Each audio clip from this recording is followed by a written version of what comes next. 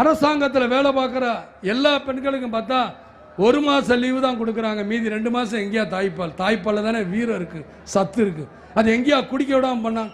நான் ஆட்சிக்கு வந்தால் குறைஞ்சது 3 மாதத்துலேருந்து 6 மாதம் வரைக்கும் அவங்களுக்கு விடுமுறையும் சம்பளமும் கொடுப்பேன்.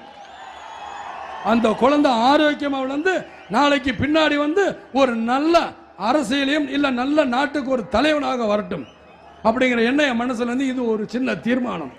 அதை மட்டும் நான் சொல்றேன், நிச்சயமாக செய்வேன். அந்த எனக்கு நான் வந்து நீங்கள் தான் டிவியில் பார்த்தீங்களே, சின்ன வயசுல தாய் பாசம்னா இந்த இப்போ பார்த்தேன்.